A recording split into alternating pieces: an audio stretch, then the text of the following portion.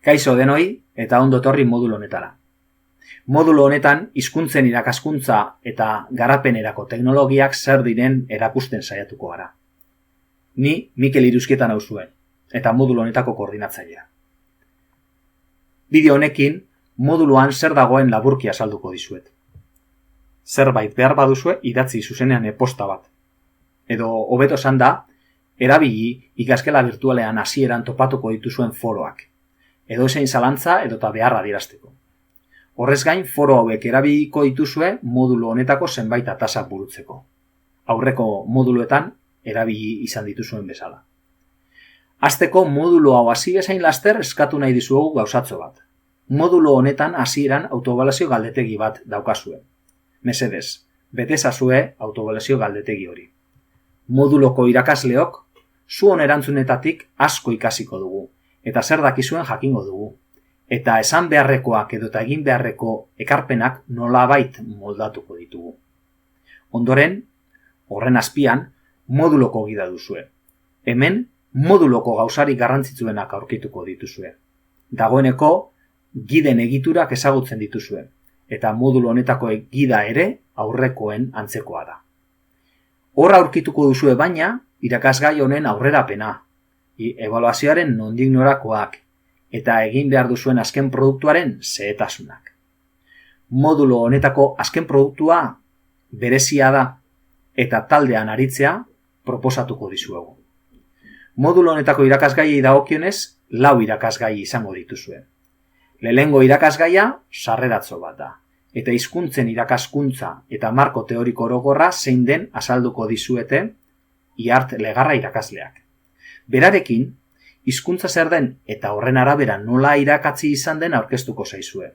Teknologiak eta egun hizkuntzak irakasteko moduek daukaten garrantzia azpimarratuta. Gai honetan azken produktua egiteko lehen irizpideak emango zaizkizue. Hau da, azken produktua egiteko puzzlearen lehen pieza. Eta pieza hau idatzizko trebetasunei buruzkoa izango da. Bigarren irakasgaian, online irakaskuntzan komunikazio estrategiak lantzen saiatuko gara. Hemen norberaren komunikazio gaitasunei buruz hausnartzen saiatuko gara, eta estrategia batzuk landuko ditugu. Baliagarriak izan daitezkenak euskarazko online irakaskuntzan. Kasu honetan, Aitziber Iturri Castillo eta biok izango gaituzue irakasle. Hirugarren irakasgaia, Aitziber Iturri Castillorekin jarraituko duzue. Eta hizkuntza irakaskuntza online eta berak ahozko trebetasunak nola landu eta bideokonferentziak nola eman, modu estrategikoan nola erabili ikasiko duzue.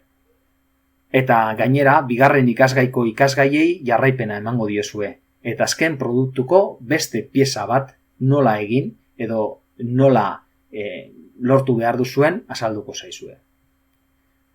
Laugarren irakasgaian materialak sortzeko estrategiak eta baliabideak landuko dituzuen Itziar Aldabe eta Mikel Larrañaga irakasleekin. Mikel Larrañagak hizkuntzen irakaskuntzan eta hezkuntzan materialak sortzeko estrategiak azalduko dizkizuete. Eta horretan zein estandar dauden erakutsi. Itziar Aldabek hizkuntza teknologia nabarmenduko du. Eta hori eskolan nola erabil daitekeen azalduko du. Eta azken aste honetan, ere, azken produktua nola egin behar duzuen azalduko zaizue, eta puzzlearen beste pieza bat emango zaizue. Bukatzeko, azkenean, aurrez aurrekoa izango duzue. Hasteko bertan hitzaldi moduko bat emango dizuet, izaera praktikoa izango duena. Hizkuntza teknologiak nola erabil daitezkeen eskolak saiatuko naiz erakusten. Eta ondoren taldeka, zuok zeuek egin duzuen irakastunitatea edo azken produktua aurkeztuko duzue. Eta denon artean komentatuko dugu. Bueno, horixe izan da modulo honetan egingo dugun aste hauetan, hilabete honetan, eta beste ekarpenen bat edo zerbait landu ez duguna eta aipagarria dena iruditzen bazaizue, gu prest gaude, zuen ekarpena jasotzeko, hemen aipatu ez duguna entzuteko edo nahi duzuena. Bueno animo azken zanpan gaude, hau da azkenengo irakasgaia, disfrutatu, kritikatu eta aupa talde lana.